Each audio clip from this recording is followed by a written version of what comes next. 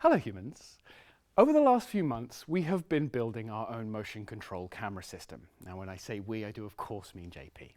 Now over the course of your research, you have come across a frighteningly young and talented engineer in the US who took it upon himself to build a replica of the Moco rig that John Knoll built to shoot the miniature shots for the Mandalorian, right?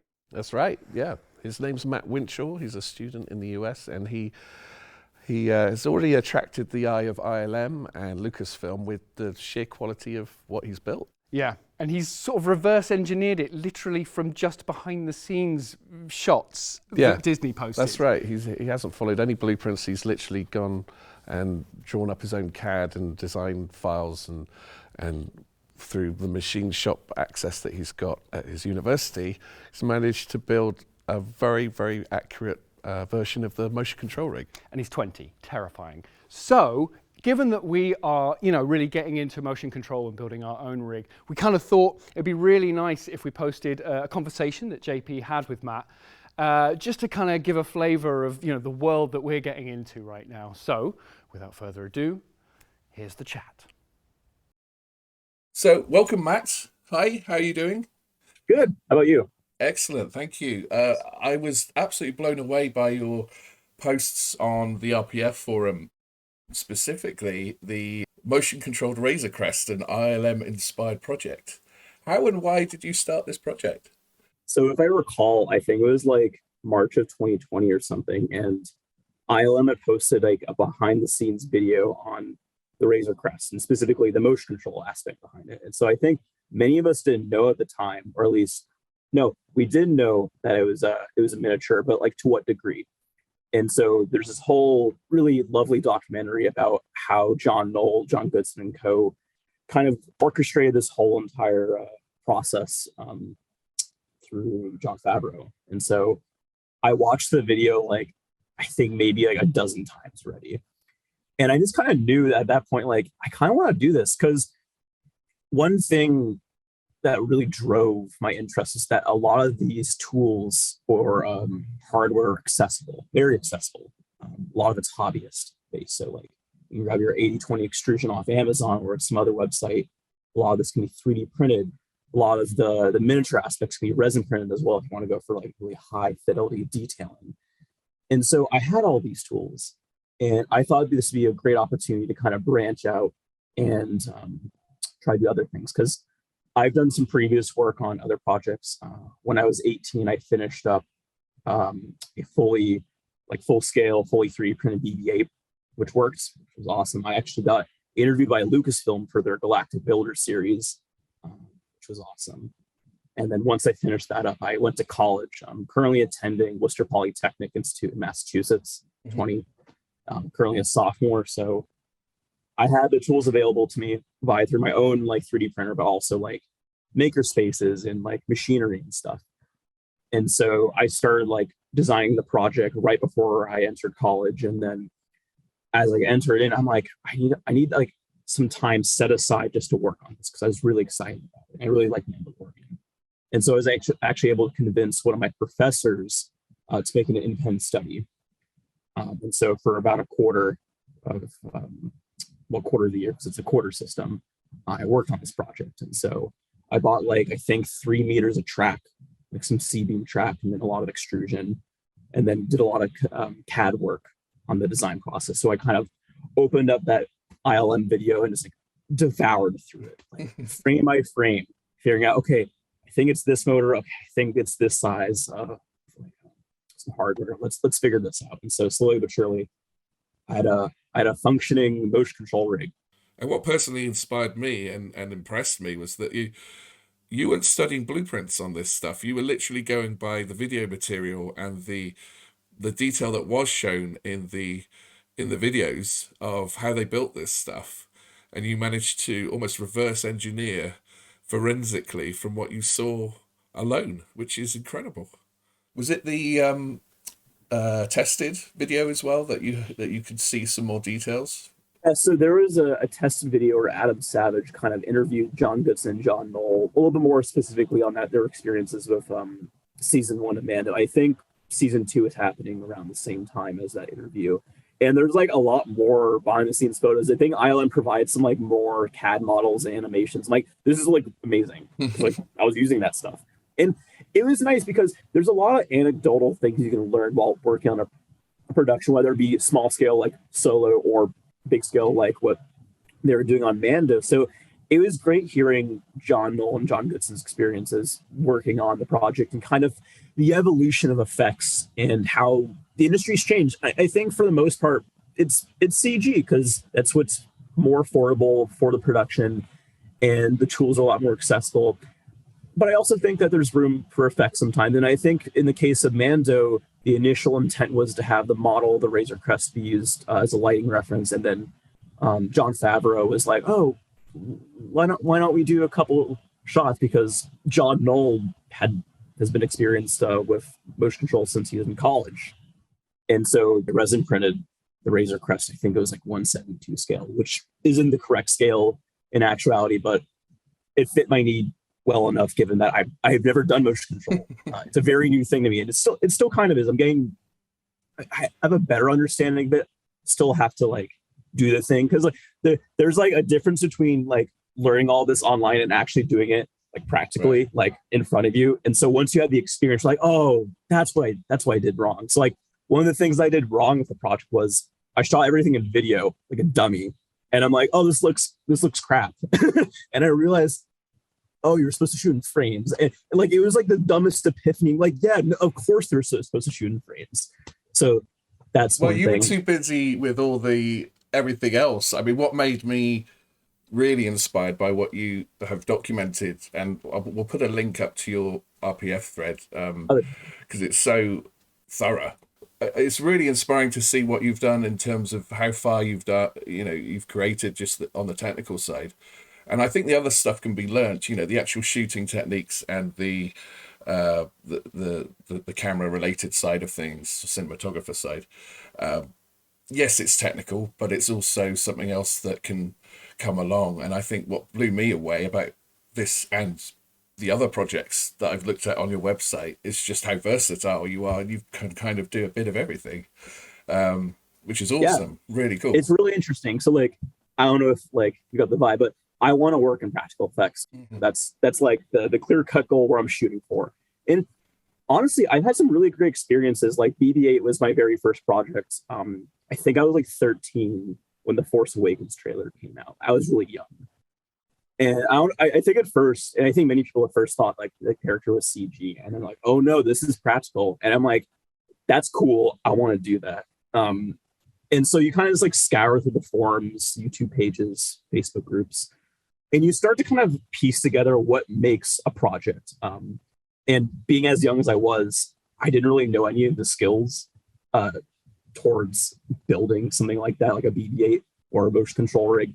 And so it's really interesting. I see a lot of people saying, oh, you just have an innate talent. And to a certain degree, it's true. But really, I just have a lot of time.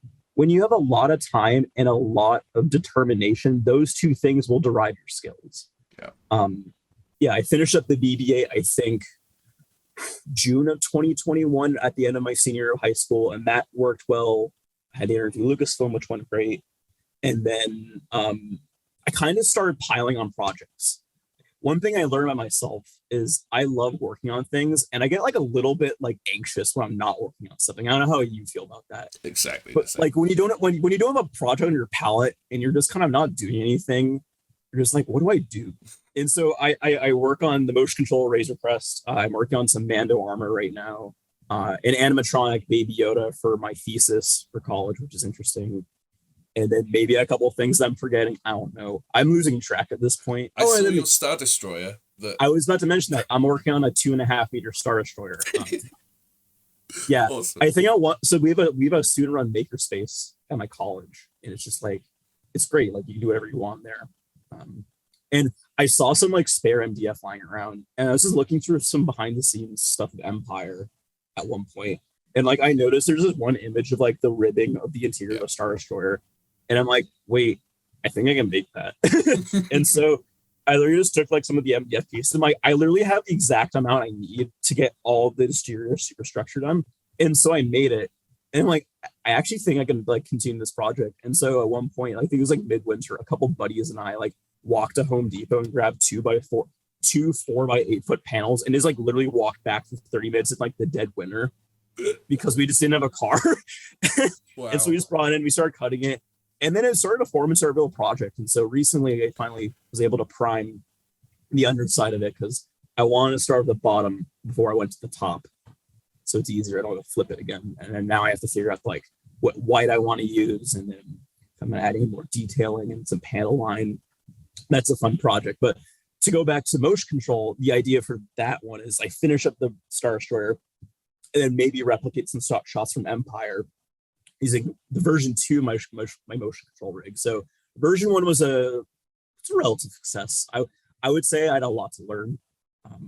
Definitely one thing that I mentioned earlier was that I shot everything in video. Big mistake.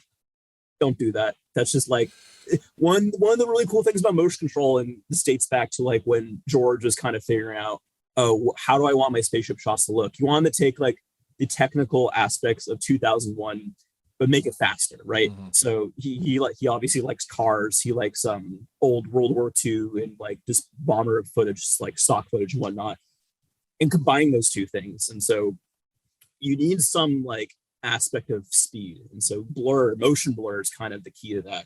I think Phil Tippett adopted, or someone at ILM adopted the term "go motion," or as you're exposing each frame of footage, you're also slightly moving your object in your camera, so each frame has a little bit of blur. When you stitch together, you can actually like replicate the smearing of it, and then like the little lights. Well, you get rid of that strobing, stuttering classic look of stop motion, don't you? You actually you don't want the thing to be sharp. You want it to have like a nice fluid blurred, like semi-blurred image where like obviously you can see the ship or whatever you want in the shot, but like it's not just a sharp image every single frame. There's some relative motion to it that appears real.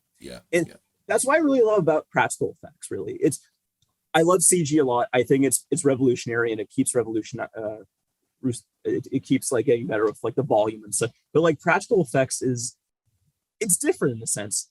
And obviously it's different, but it's interesting. You're able to take something so magical but make it so tangible. Like you can hold a practical. I think I have it right here.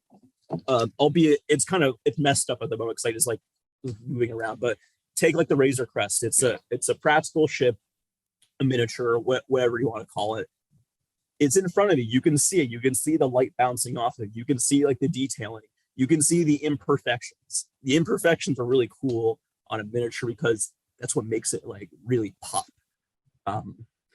And so it's magical for me because when I want to work in special effects or practical effects, ILM, so and such, I want to make effects that inspire people. And like, because it's really interesting about film and TV. Let's take film. You have 2 hours to impress on the audience. How do you do that? It's your story. Obviously, your story is your number one thing for anything. But then the effects complements that. Your story informs your effects, and your effects enhance the story. Take the scene from Empire Strikes Back where the Falcon's coming into the asteroid field with the Star Destroyer. That scene by itself has a great story. There's a lot of tension going on, but the real key ingredient for that scene was the effects, and the people at ILM did an amazing job kind of showing the tension of flying through an asteroid field and making it seem like it's real through all like the compositing and motion control they had. And this also goes to the Battle of Hoth, where you have these like looming walkers coming trudging towards your heroes. And it's where it truly elevates the story, right? Yeah, exactly. Because the story's there, but you need something to visualize it. And so it's hard to explain in words why practical effects just hit different, but they just do. Yeah, and that's what I love about them so much. And you mentioned this, like I work in various facets of practical effects, whether it be robotics, props, motion control, and I like to consider myself like the jack of all trades. I'm not quite yet. I'm only 20. I know barely anything in comparison to the masters at ILM and all these other great visual effects companies like Legacy doing Mandalorian, or Weta doing like Lord of the Rings and all these things. But I love learning like as many techniques as possible. Like I think I acquired a 1978 model kit of the X-Wing. I think it was an MPC. And there's this one prop store auction where they showed like this one X-Wing like color scheme. I'm like, I want to make that. And so I started looking at videos of like how to like block out color and then layer on weathering. So I blocked out like the reds, the whites, and the grays, yellows, greens, and stuff on the X-Wing. And then I just kind of mixed up an arbitrary like kind of weathering gray, and I just misted it over. And then suddenly all the colors started to blend together. And then you can like start to make out a story behind it. Like, okay, like this spot's more weathered than this one. Why is that? Well, because the corners like start building up more dirt. And then you start seeing more like carbon scoring and like battle scars and stuff. It's like, oh, you can see a story like piling on to this one little model. And then once you start stacking that together, whether it be a model, like it's a miniature on a motion control rig, just like a prop, you start telling a story in itself. It layering on that really enhances the story of the movie or the TV show. So I find that really like intriguing and inspiring. No, you're preaching to the converted. You're saying all the all the things that myself and Tommy on our channel absolutely believe in 1,000%. And I think having achieved what you've already achieved is incredible, and you should be really proud of what you've done. I think it's just a matter of time before you get to where you want to be honest. And I think it's really funny because like I finished up V1 of the motion control rig, and as I mentioned, it was fine. Like I got decent results. It got noticed by ILM. I got an Instagram message from people at ILM, and they're like, "We noticed your motion control rig. We want to chat with you." Awesome. I'm like, "Oh, this is great." And so I had like a little chat with some people at ILM. They're great people. They're like, it's like a short thing, but like it was nice, like having your work recognized and getting to talk to people who inspire you. It's really neat, and like it keeps pushing me, because there's some days where we all of us sometimes get like a little bit burnt out. You step away, you do whatever you do, hang out with friends, do your thing. I cook. I love cooking. It's a great pastime of mine to set my mind off things. But when you return to the project, you're like, okay, I can do this now. I've had some clarity. I have a better experience, better skills, and so I'm going to keep at it. And so the version 2 of the motion control rig I'm working on right now is basically the same design, but a lot more robust. I knew this going in, but like having your things, like having a lot of your mechanical parts 3D printed was a bad idea. I was tight on budget at the time, so I'm like, I'm just going to do it and see what happens. It worked, but now I want to have everything machined. So yeah, everything's going to be like metric minus the stock, which is going to be imperial for like cheapest because I'm in the US. You mentioned 3D printing, and although you're totally right about it in certain applications, it not being not perfect for structural integrity or as good as machined metals or things like that, but still it's a very, very quick way to prototype and test things out with before you commit to getting something machined. And I think what's interesting now is very similar to what we were mentioning before about the information of how to do this stuff.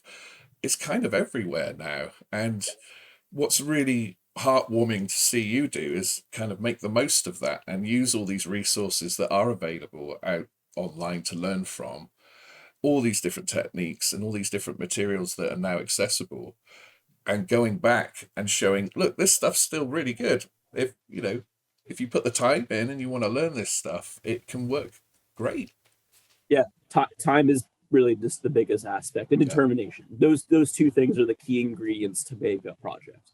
And really, for me, that's my driving force for my career. Like, I love this stuff. And so back to the accessibility thing, although that the scope of version 2 of the motion control rig has begun to kind of delve into the more like high quality production aspect of things, where everything's getting a little more expensive, that doesn't stop other people from going into more hobbyist and more affordable method. And those methods are so good. Like if you, whoever's watching this, you want to get into motion control, you can get a really cheap CNC controller off Amazon, some stepper drivers, a 3D printer, and maybe some aluminum extrusion, and then make something small, like get maybe like a couple feet of track and then a turntable in the center, and just do something simple. And then if you have more interest, then maybe sink in some more time, maybe more money if you have it. If not, that's fine. It's just like you can start at a very affordable approach and build your way towards grander things. If you and it's want. addictive, it's addictive, and there's a clear path involved, and you just need the time and determination to do it. And one thing that's been kind of getting to me recently is like I've been doing a lot of these things alone, and what's kind of really driving me to get into a company like ILM or Lucasfilm Legacy is I want to do these effects with people. It's fine doing them alone, but when you have people around you who are as passionate about the things that you enjoy, then you got like something really special. And that's what I'm really, really excited for, is just working with people. Yeah, because you have so many different people coming from different backgrounds and skills, and it's incredible. What did you make of the Disney Plus documentary on ILM? It's so good. It's like, it's so rich, and like obviously they probably omitted some things, but like that's fine. Like the message there was great, and I devour that stuff like candy. It's just like you're going into the candy shop as a kid, and you're like, okay, I'm in like dream world here. Like I think it was Empire's a Dream was like so is so captivating as well. So like behind the scenes documentaries on the process of which makes our favorite films and television are some of the best resources. Sometimes as a person like you or I, or the audience who really just loves effects, whether they're CG practical, it's just lovely getting to peel back the curtain and hear what the people behind the effects do and how their everyday lives are done through the process. It's really inspiring. It is very inspiring, and I think it's where you realize that they're artists. Yes, they can have PhDs in mechanical electro engineering or something, but the application of that is for something creative, and I think that's such a wonderful and quite unique, field of work, that you can combine all these amazing skills and talented people and channel them through a creative output, and have something that everyone benefits from. And it's very inspiring. And again, what I've seen in your work already, and I can only just sit by and watch you fly. I appreciate it. It's awesome. I'm so impressed with what you've done. So how can people follow you, and how can people see what you're up to? Is it best to check your website, or? Yeah, I mean, I have an Instagram. It's mats.winchell. I think you put it in like probably the bottom description or something like that. I have a YouTube channel that I occasionally post on if you want to see my work. It's also my name, Matthew Winchell. I have a website, MatthewWinchell.com. Very, very simple things. Please follow my work. I post semi-regular, maybe like not often enough my projects, but yeah, I do the work, and like go out there, do the things that you like in any way that is accessible to you. It's really cool stuff, and I really hope I'll be able to be a part of production soon. Like when I graduate college, like I want to be thrusted into this industry as soon as possible. I'm sure it needs to happen. I'm sure you will. Yeah. Well, thank you so much, Matt. That's been an amazing insight into kind of not only your work but your thinking on all this stuff. And I think it chimes exactly with how we feel here and what we want to do with our YouTube channel, and will hopefully act as a really good introduction into what we plan to do here ourselves, which is make our own motion control unit. You probably see some CNC extrusions in the corner. Yeah, I see a little bit back there. And best of luck to you both on that. Like, oh, thank you. It's really cool stuff, and it feels great to like see the product whenever it is done. So yeah. I wish the best of luck. Thank you so much. Take care. What a lovely young man. And we'll be keeping in touch with Matt and tracking his progress through version 2 of his motion control rig, and I think we're quite excited to see what results he might get from that. Yeah, definitely. And of course it sort of ties in with where we're at as well, building our own, and we've got a couple of projects on the go where we're just looking to kind of demonstrate both live action motion control and miniature stop frame motion control. So we're going to be sharing some goodies with you in the future, so just keep an eye out. Obviously I have to tell you to like and subscribe and comment. Follow us on Patreon and social channels, etc. InCamera effects, blah. See ya.